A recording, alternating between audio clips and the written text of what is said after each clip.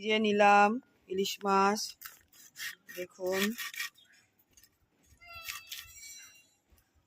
পেটের থেকে ইয়েটা বের করে দিলে হতো না? কি সব বের করে দেবো দাদা।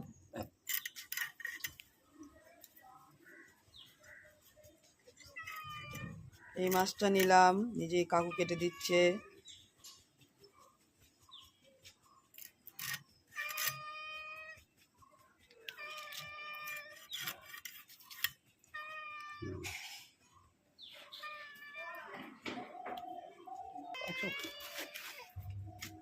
মাছের ভর্তা করব বন্ধুরা। দেখুন এই যে 2 পিস ইলিশ মাছ আমি সিদ্ধ করতে বসিয়েছি।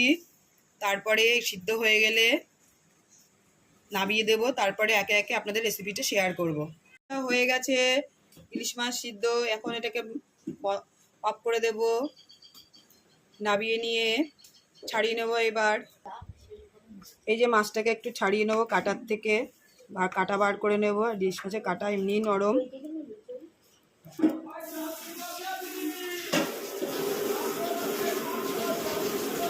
এরকম করে করে ছাড়িয়ে নেব। ইলিশ মাছ ভর্তায় নিয়েছি এই যে টমেটো কোচানো, রসুন, কাঁচা লঙ্কা, পেঁয়াজ। কড়াইতে একটু তেল দিয়ে দিলাম, তেল গরম হয়ে গেছে। কাঁচা পেঁয়াজটাকে ছেড়ে দেবো, টমেটো দিয়ে দিলাম, রসুন দিয়ে দিলাম,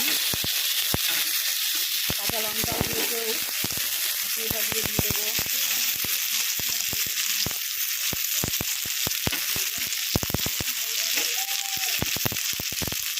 আমি স্কিপ করে গেছি, এর সাথে আমি 2-4 কোয়া গোলমরিচ দেবো।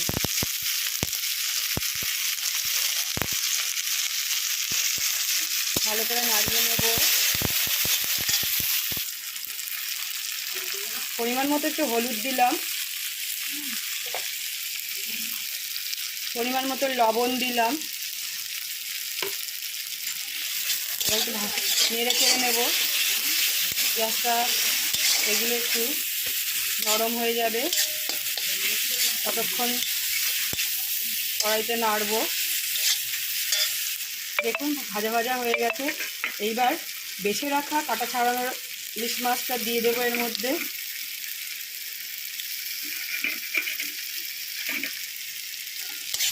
ভালো করে নাড়িয়ে নেব।